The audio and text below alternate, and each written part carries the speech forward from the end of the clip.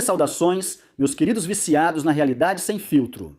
Bem-vindos ao espetáculo mais patético e previsível do momento, o teatro do absurdo direto do Palácio Nacional. Como se o México fosse um palco de vaudeville, hoje vamos analisar como o oficialismo tenta, com desespero e suor frio, tapar o sol com um dedo. Vocês já sabem que aqui nós dissecamos a realidade do nosso México, lindo e tão ferido, aquele que está desmoronando enquanto a classe política aplaude da primeira fila. Vamos falar de prestidigitação barata. E é que, para que precisamos de orçamentos para artes cênicas, quando temos a classe política em Sinaloa nos apresentando um espetáculo de mágica gratuito nas instalações da Procuradoria-Geral da República? Ontem, a FGR em Culiacán se transformou por algumas horas no palco de uma peça intitulada O Governador Invisível e Seus Amigos. A trama é simples, mas cativa fãs de teatro de baixo orçamento. 8 de 10 funcionários, apontados pelos Estados Unidos por suas, digamos, relações perigosas com o crime organizado, deveriam se apresentar. Qual foi o resultado? Uma comédia de enredos digna de estudo, sem esquecer as palavras da senhora do Palácio Nacional e sua língua bifurcada. Sem dúvida, ela continua colecionando méritos para que o tio Sam continue tomando nota e dê o bote quando menos se espera. Vamos lá. Estamos vendo a arte da distração em todo o seu auge. Se você ainda acredita em coincidências, tem um terreno na lua para te vender. Quando a situação aperta, procuram alguém para culpar. Por que esse ataque frontal e sem anestesia contra a TV Azteca? Por que esse ataque contra jornalistas justamente agora? A resposta é tão óbvia que constrange. Porque o nome de Rubem Rocha Moya está no foco nacional e internacional, e não exatamente por seus feitos de gestão. O país inteiro está sob escrutínio, as suspeitas de infiltração criminosa aumentam, e o que faz o oficialismo? Tira o manual de distração em massa.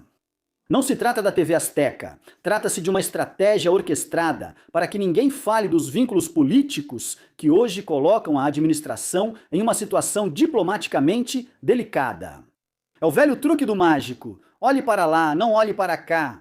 Essa pantomima do prêmio ao mitômano da semana, apresentada durante a Mañanera, talvez seja o ato mais revelador desta administração.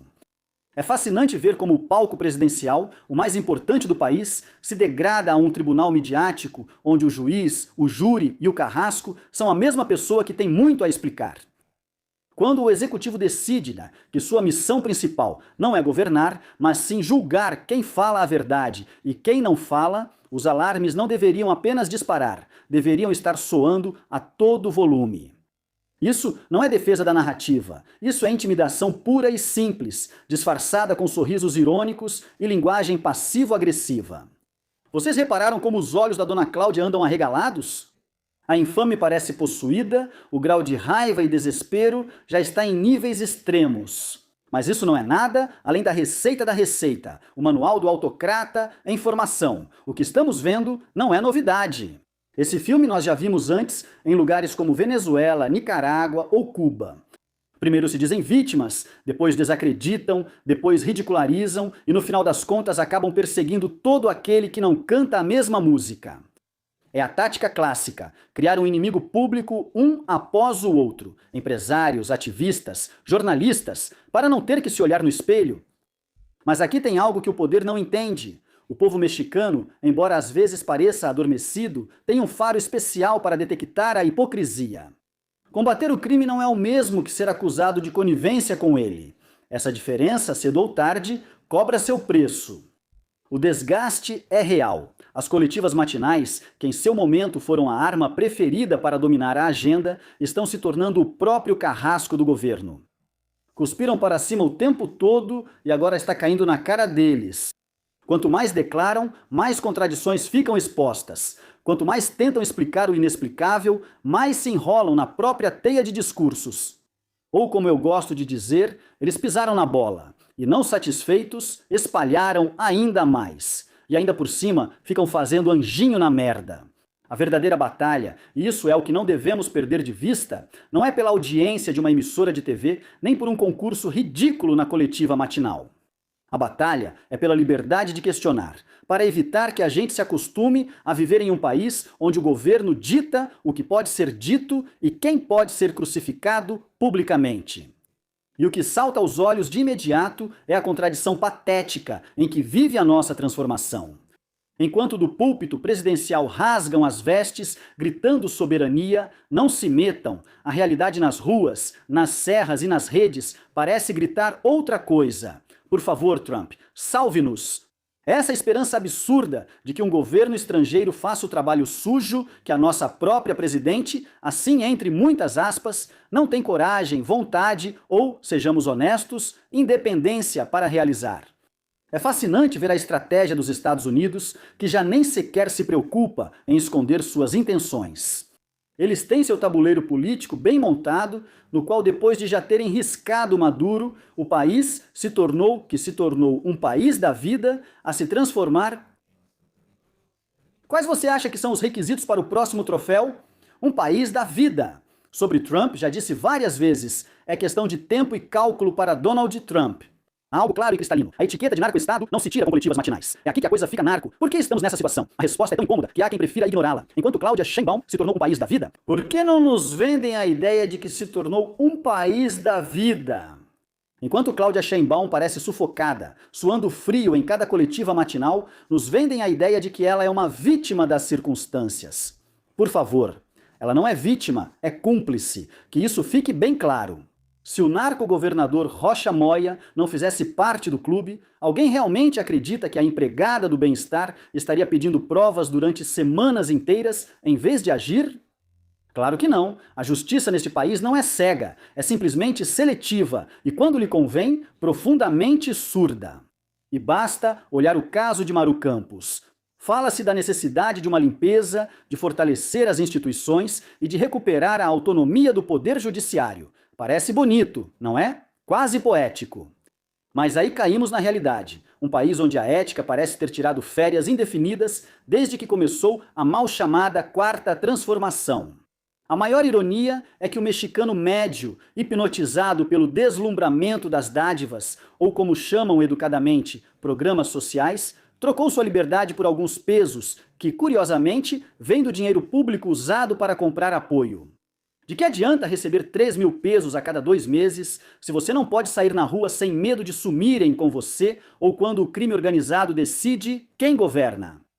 A pergunta que fica no ar é: por quanto tempo mais essa troca vai durar antes que o país colapse de vez? E acontece que o protagonista dessa história, o narco-governador licenciado Rubem Rocha Moya, decidiu elevar a arte da política a um nível metafísico. Foi à promotoria de Sinaloa, mas ninguém o viu. Segundo as informações coletadas, não houve uma única imagem, uma foto, nem uma alma que pudesse confirmar tê-lo visto entrar ou sair do imóvel. O homem, como um fantasma da ópera política, simplesmente lançou uma mensagem, um comunicado em sua conta do X, dizendo que sim, que esteve lá e que está muito disposto a continuar atendendo intimações. Que nobreza! Que compromisso institucional tão etéreo! No mundo real, onde as leis da física valem, outros tentaram bancar o advogado. O narco-senador morenista Henrique Insunza, por exemplo, apareceu, mas preferiu o silêncio absoluto. Por que falar se pode ser seu próprio advogado? Uma jogada de mestre de autossuficiência jurídica que certamente seria invejada pelos melhores litigantes do país. Mas não pensem que o elenco estava completo. A confusão foi a principal convidada. Temos o prefeito licenciado de Culiacán, Juan de Dios Games Mendíbil, que, ao melhor estilo de um mágico escapista, simplesmente sumiu. Alguns afirmam tê-lo visto em um comboio de caminhonetes, mas ninguém confirmou. E depois, aos 3 que desapareceram do mapa: Alberto Jorge, Contreras Nunes, José Antônio Dionísio Hipólito e Juan Valenzuela Milán. Deles não se sabe absolutamente nada, nem pistas, nem um sinal, nem um tweet de cortesia. O que é realmente hilário, se não fosse porque é a justiça do nosso país, é o nível de sigilo. Enquanto outros casos, como o de Maru Campos, nos bombardeiam com coletivas de imprensa, fotos, intimações oficiais e toda a parafernália da transparência judicial, aqui tudo foi uma operação de se me viu, não me viu. O vice-procurador Damaso Castro pelo menos teve o cuidado de sair e dizer algo diante dos microfones, tentando convencer que está tudo sob controle e que confia nas instituições. Que fofura! Por sua vez, o ex-chefe da Polícia de Investigação, Marco Antônio Almanza Avilés, se defendeu com o argumento padrão: nunca pertenci a um grupo criminoso. Claro, porque todos os que são apontados pelo Departamento de Justiça dos Estados Unidos costumam começar assim. O policial Avilés argumenta o ex-chefe da investigação, marca um grupo Polícia Investigação, Almanza, nunca fui ex-chefe da investigação, Almanza, chamá-lo. Foram uma ofensa e zombaria à sociedade mexicana, pois sabemos que foi só teatro para fingir que trabalham e que há institucionalidade. O chefe de investigação se defendeu dizendo já ter pertencido a um grupo criminoso. Para o ex-chefe da investigação, Marco nunca saiu de um grupo só para evitar idiotas, nem para se livrar de nós. Então, querido público culto e conhecedor, parem de olhar para as distrações brilhantes e comecem a encarar o fundo do abismo. O México continua esperando respostas sobre Sinaloa, sobre a insegurança e sobre a crise institucional. O poder não reside nos discursos presidenciais, reside na capacidade do cidadão de exigir contrapesos. E enquanto o governo continua obcecado em controlar a narrativa, nós precisamos estar prontos para 2027. Lá, nas urnas, é onde realmente se decide se queremos continuar sendo um país que normaliza a intimidação ou um que recupera sua dignidade. Continuem se informando, continuem questionando e, acima de tudo, não deixem que distraiam vocês com ilusões. O relógio continua tocando cada vez mais alto, claro. E sejamos sinceros, assustador. A justiça vai chegar sim, mas muito provavelmente não virá do México. Se a nossa classe dirigente não tomar vergonha na cara e decidir continuar do lado dos cartéis e não da lei, o Sr. Trump vai vir colocar ordem. Tudo indica que vai ser assim. E quando isso acontecer, não adianta chorar nem invocar a Constituição, porque essa mesma Constituição eles têm usado para limpar a bunda durante anos. Estamos presenciando o início de uma intervenção indesejada, provocada pela inação e cumplicidade de Claudia Sheinbaum. A justiça vai chegar cedo ou tarde e é melhor que o Estado mexicano assuma o controle antes que alguém mais decida que já cansou de esperar. Por isso, em seu desespero, a Chat está convocando sua marcha pela soberania no próximo fim de semana.